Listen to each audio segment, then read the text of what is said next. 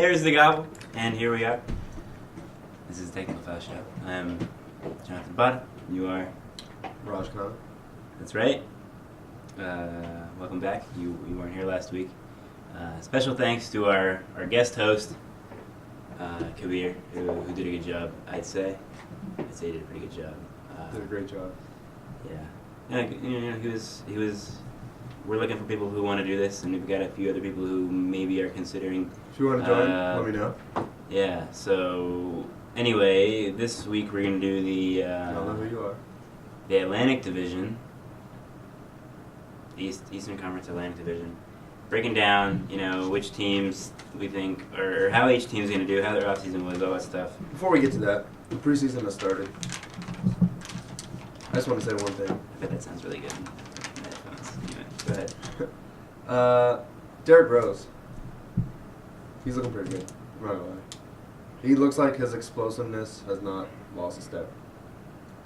I know he's a little bit rusty in terms of turning the ball over. His jump shot's a little off, but if you look at his explosiveness in terms of his knee, the way he was able to jump up for rebounds, getting tip-ins, the way he was dunking the ball, it looks the same Derrick Rose to me. Yeah, I watched I watched the highlights from that game. I don't know if they played more than one, but I saw highlights for one game. Second game he was dunking.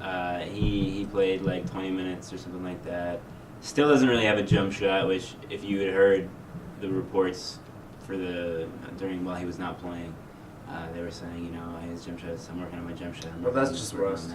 Might be just rust. I mean, at the same time, the shooting's not. He's really, never been an elite shooter anyway. Right, so. but that was supposedly one of the plans, was for him to come back or at least use that time while he was away from the game to work on his jump shot, which was probably his weakest skill offensively. But people say that because when you have a knee injury, you're like, Yeah. hey, I'm probably going to be a step slower, so let me make up my game in other ways. But he's not a step slower. Yeah, I mean, at the same time, he was like 20-something when it happened, so I think at this point, you just look at guys who have definitely come back, and he's not the only one who's, you can look at football, you can look at a lot of different sports where guys have that injury and then they can come back and they can be the same player.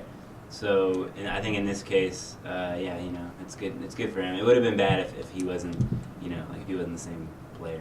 If he was like, changed a little. But at the same time, we'll see what happens. I wouldn't say, it'd be tough to say he has a history of knee problems because he doesn't. But we'll see what happens in the future. Mm-hmm. He sat out long enough, so you have to hope that nothing else. Speaking of knee problems, Mark Stoudemire.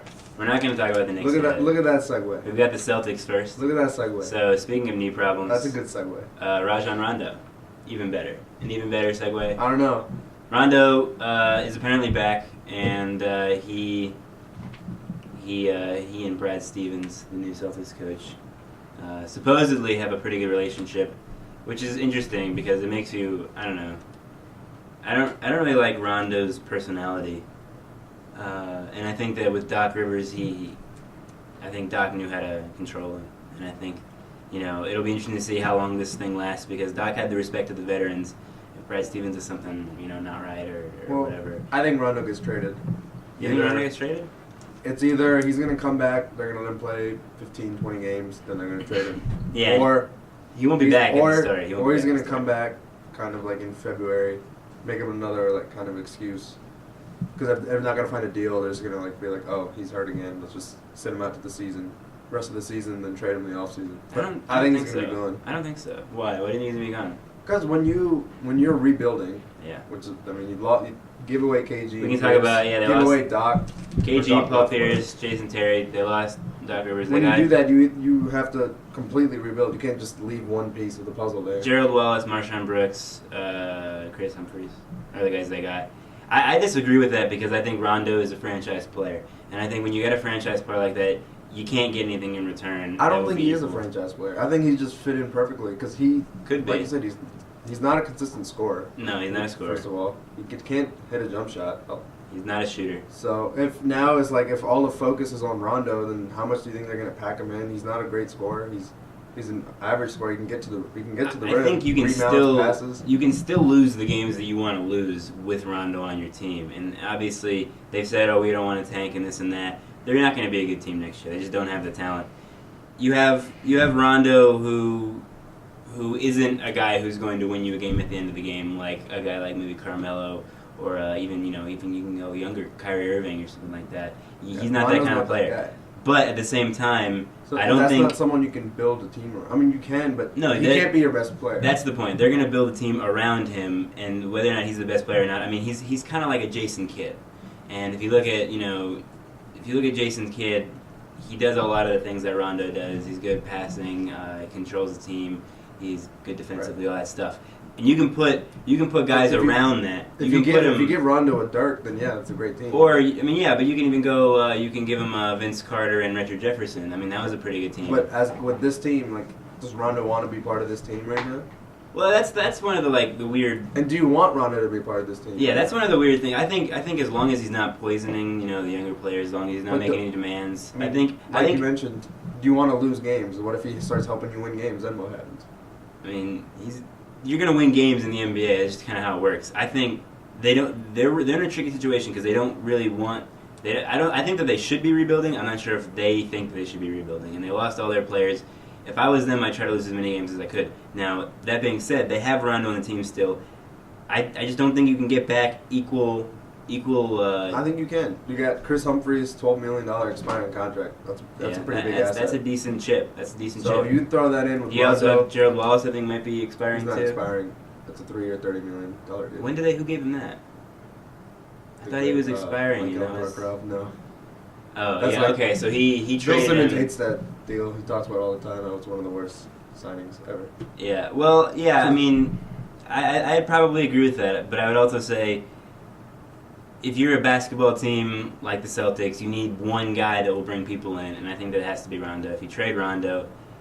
Rondo doesn't seem like that guy who wants to bring people, kind of like Derrick Rose. Derrick Rose never recruits other guys to his team. Yeah, which is, and I don't see Rondo doing that either. That's just his personality. He didn't care when Ray Allen left. Right, but that's not to say that Rondo would have all the control over the team. I mean, there's a front office which is going to be paying people. So well, as of right now, Rondo's your best player. So yeah, but like I'm saying, it's not as if Rondo makes these personnel decisions. He's just a player on a team. You're going to have guys. You're going to have Danny Ainge saying, yeah, we'll bring you a guy like this. We'll bring you a guy like that. But Rondo's not. He's not a caliber of player who can make these demands that a lot of people make, like Carmelo, has said to have done that, or LeBron has said to have done that. So he's not that kind of player, and I think wherever he is, he's going to try really hard over there. And if they win too many games, they'll try to find a way to slow him down.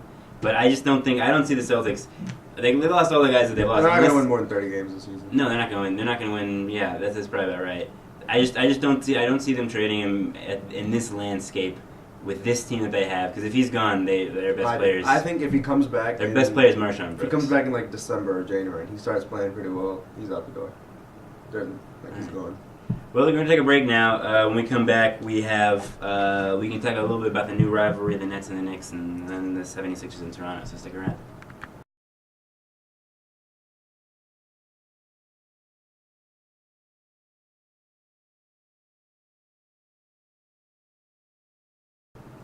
Welcome back. We have a new rivalry in the NBA. Actually, it started maybe last year, depending on what you consider the Nets. Let's talk about the Nets. Well, we have a new coach in Jason Kidd. They got KG, Paul Pierce, suspended for the first 2 games.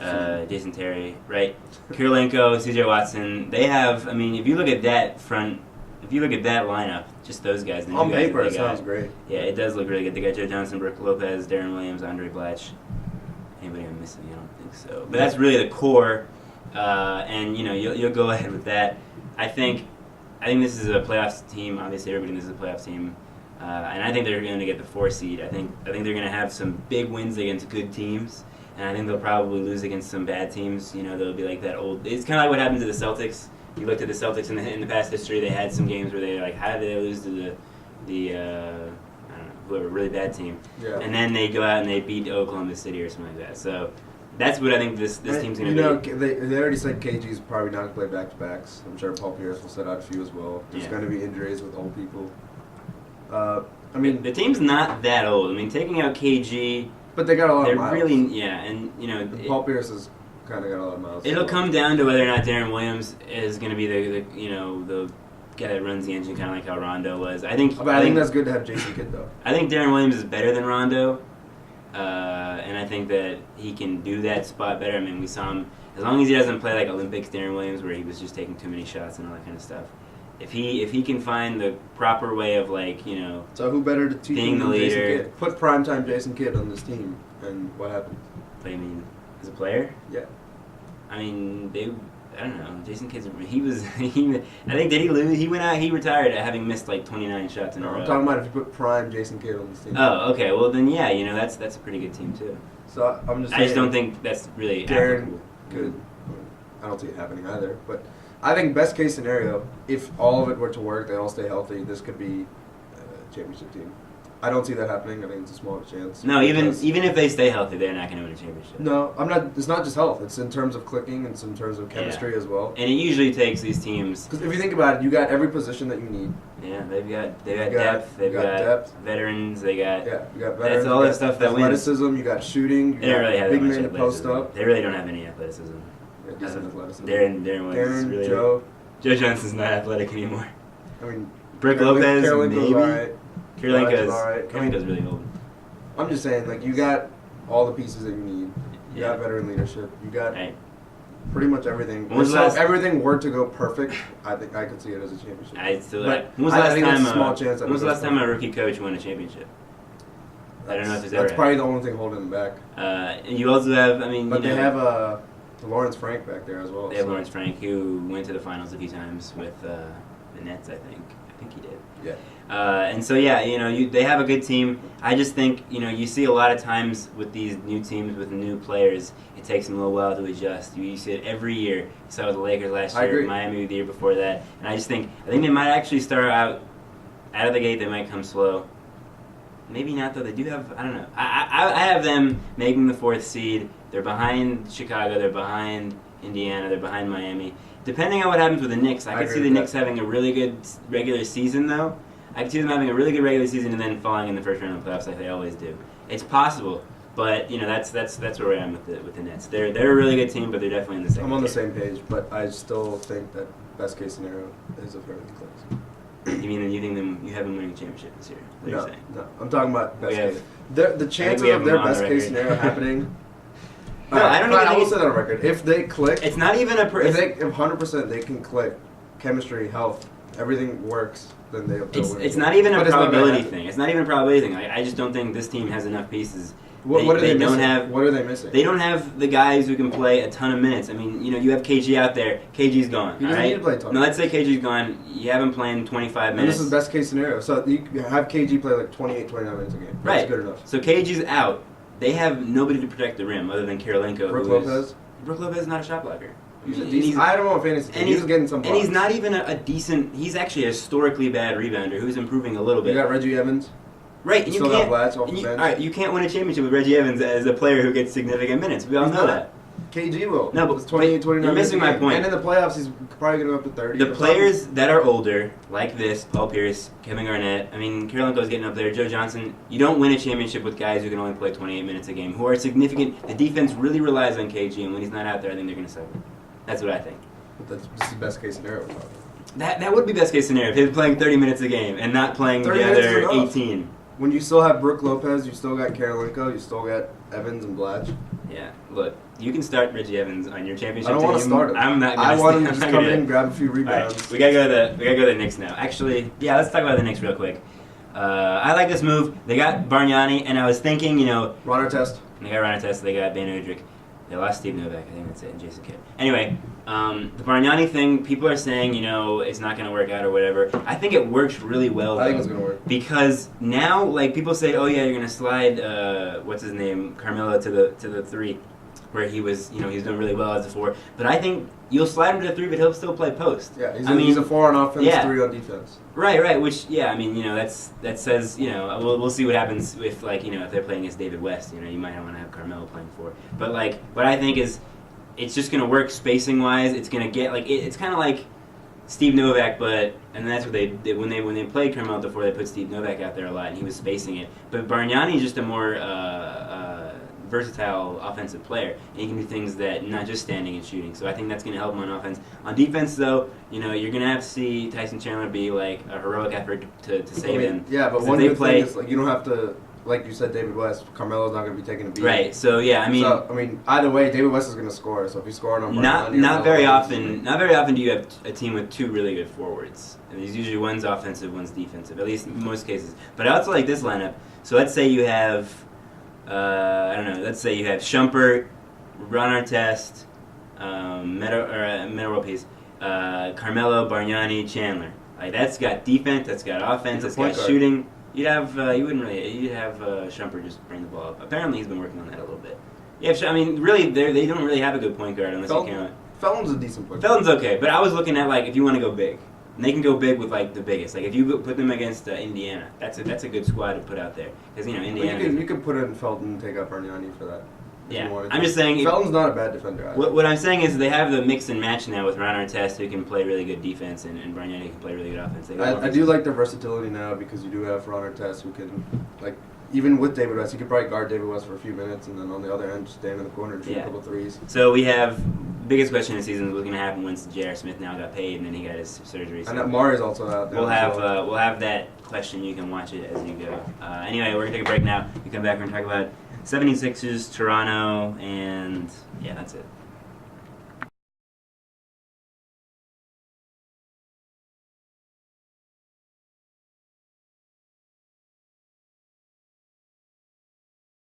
Welcome back. Again, we have the 76ers, who really at this point aren't an NBA team. They have about 6 players that have legitimate NBA experience, and that's if you count Lavoy Allen, who is a decent player, but he's only played, I think, 1 or 2 seasons. They are trying to lose, and they're trying to be bad. Yeah, and look, I'm on their side. They were just going to be like 9th seed, which is in the playoff spot. They're going to be right out of the playoffs. So if I was them, that's exactly what I would have done. Sam Hinkie, I think that's how you say his name. Yeah. He's that's a smart guy, and I think that they have to get over the salary cap floor, which does count. But apparently, if you don't get over the salary cap floor, they will make you pay the difference to the players. Yeah, the difference gets equally distributed. Which is interesting. I thought maybe the league would get it, but no, it goes to the players. They have new players. They have Michael Carter-Williams. They have Nerlens Noel. They're really not an NBA team. I mean, Nerlens probably not going to come back until at least like January. Yeah. Well, yeah. I mean, I wouldn't bring him back unless you. Yeah. So with Nerlens, he's a nice piece, but yeah, they're not going to play him. I mean, I would have tried to trade Thaddeus Young at least. You could get some assets, probably some picks. Yeah, and Thad, go. He's a good role player. He can probably help out some team. Really, I think the best part is you're going to see of Evan Turner what he has in him. I mean, he was 2nd overall pick.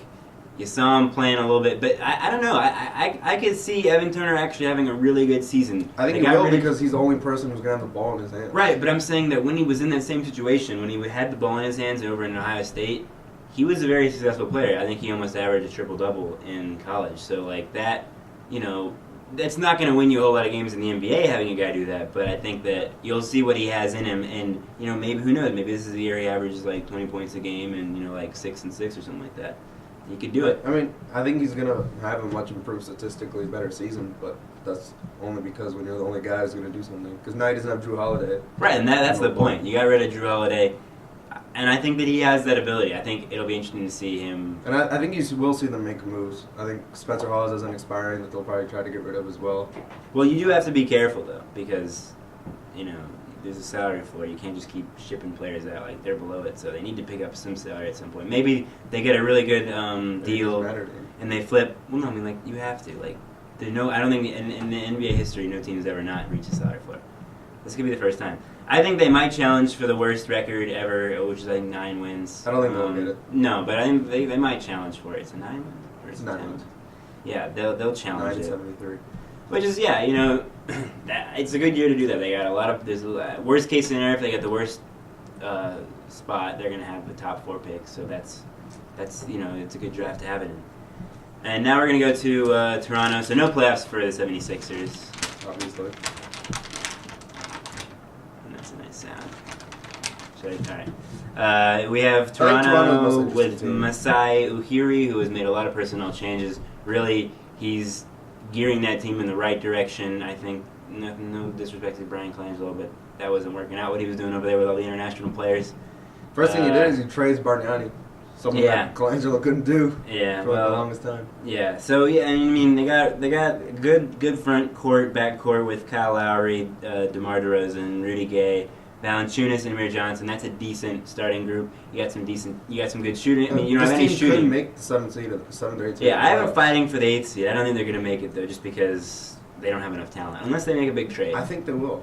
For some reason, I feel like they So will you make have a the trade. Wizards out then, or unless you have them at 7. I don't know. No, I've Because said the top- the last 2 spots are between pretty much Toronto, Detroit, Cleveland, and Washington. Right. So I don't think Cleveland makes it. we'll get to our predictions later when I talk choose about that. But I mean, Toronto has just as good a chance as the others do. But I think someone might get moved because a lot of people like you also have Terrence Ross, Terrence who Ross. who they like a lot. Yeah. Was kind of the same as DeMar and Rudy Gay. He's kind of a hybrid between the two of And them. Rudy Gay didn't have a good last season. You don't know what Masai Ujiri wants out of him. I think You don't it's know what he Ujiri. wants out of this team. You could see a few trades happening. I've heard a few rumors that Rudy Gay might get shipped out. I mean, I He don't know might what- try to trade Kyle Lowry as well. Kyle Lowry has been kind of a disappointment since coming to Toronto.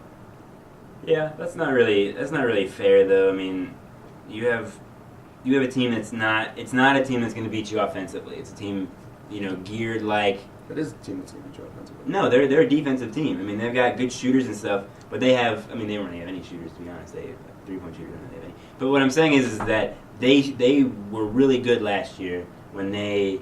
Or the last year and the year before that when they had and the coach Casey Dwayne Casey Who's back?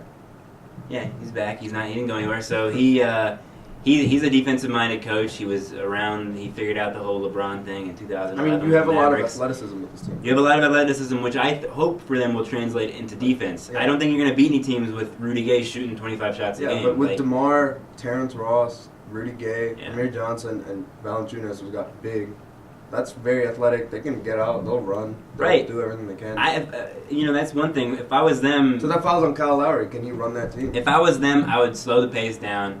I would try to beat a team. I would try to run. I That's would- the team you want to run with. Maybe. I mean, I just think There's so that much athleticism on the that way team. to win a game for them, and yeah, they're very athletic. The way for them to win would be to stick to Dwayne Casey's philosophy, try to beat teams defensively, play a little zone, and if you want to run out on fast breaks, do that. That's great, but don't try to pay. I mean, they don't have the playmaking or the shooting to play like the Phoenix Suns of with Steve Nash team. So that's why I would say try to slow it down, beat teams 70 to 75 or whatever. I don't think they have talent. I don't know, I think They have they have athleticism, but they don't have enough to You go can out. slow and- down and give it to Valanciunas in the post. Yeah. He's a decent post player He's now. well, I don't know. If Well, I would it's say summer he's league, decent. but we'll see what Yeah, I happens. wouldn't say he's He was decent. summer league MVP. He's learning. He's learning. Yeah. But he got big, and you can go to that. That's an option, but other times you can run. I think I see this team winning about 40 games and just missing the playoffs. Right. No, I thought you said you had him in the playoffs. No, I said they're going to be fighting for it. You didn't say that. You said you have him at the 7th. No, and I 8th. said 7th and 8th is between Toronto. Detroit, Yeah, we got Cleveland, that. and Washington. I have right on here fight for the 8th seed, but I don't think they're gonna get that. I think they're going to fall out. Probably because they make a late season move. I think so as well. Yeah. So anyway, that's all. Next week we'll have how many? Is there one more division or three more divisions to go? There's 3 more. The season starts in about 3 weeks. So I think how it works out is we're going to have done all the divisions, and we might have to be able to break down before the season starts. Hopefully. Anyway, yeah. So that's all. Join us next week, and we're trying to bring some special guests in. So if that happens, we'll let you know. And that's all. Gobble gobble. Go Huggies.